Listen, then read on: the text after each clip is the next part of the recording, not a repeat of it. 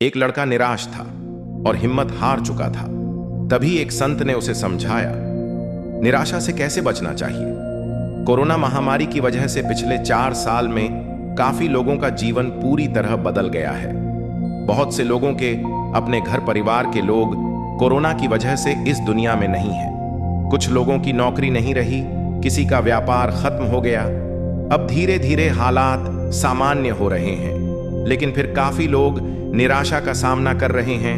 निराशा से कैसे बच सकते हैं, इस संबंध में एक लोक कथा प्रचलित है।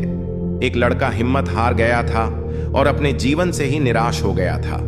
वह आत्महत्या करना चाहता था, लेकिन तभी उसे एक संत मिले और संत ने उस लड़के की सोच बदल दी। चलिए कहानी शुरू करते हैं। एक लड़का घर परिवार और धन संबंधी समस्याओं से लड़ते लड़ते थक गया था।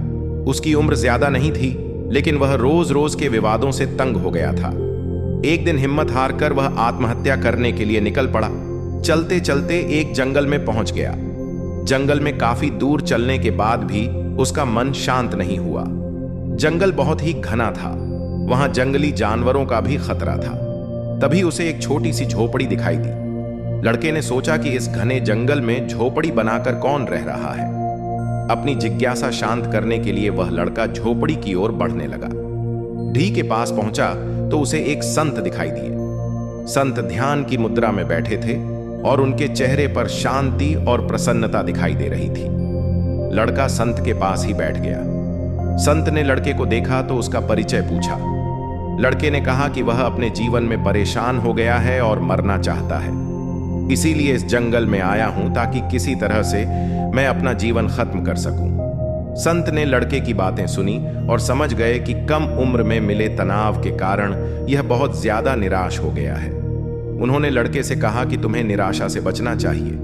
समस्याएं तो आती जाती रहेंगी, समय एक सा नहीं रहता है। संत ने लड़के को समझाने के लिए एक कथा सुनानी शुरू की। संत बोले, एक छोटे बच्चे ने एक दिन अपने घर में बांस का और एक कैक्टस का पौधा अपने घर के आंगन में लगाया।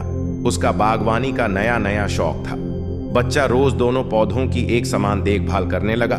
रोज सुबह शाम पानी देता, धूप छांव में पौधों का ध्यान रखता। काफी समय बीतने के बाद कैक्टस का पौधा तो पनप गया, लेकिन बांस का पौधे में कोई बदलाव नहीं दिख रहा था।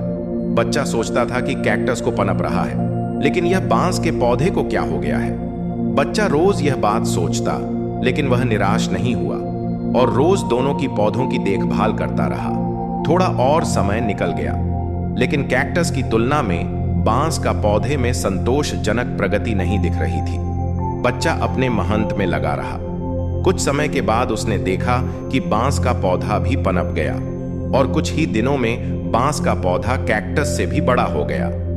संत ने उस निराश लड़के से आगे कहा कि बांस का पौधा पहले तो अपनी जड़ें मजबूत कर रहा था, इसलिए उसे पनपने में समय लगा, लेकिन वह बच्चा भी अपनी कोशिशों में पीछे नहीं हटा और निराश नहीं हुआ। हमें भी अपने जीवन में 2 बातें ध्यान रखनी चाहिए। पहली बात तो यह है कि हालात कैसे भी हो, सकारात्मकता और धैर्य न छोड़े। दूसरी बात यह है कि पहले हमें अपनी जड़ें मजबूत करनी चाहिए। अगर हमारा आधार मजबूत होगा तो हमारा काम तेजी से आगे बढ़ेगा।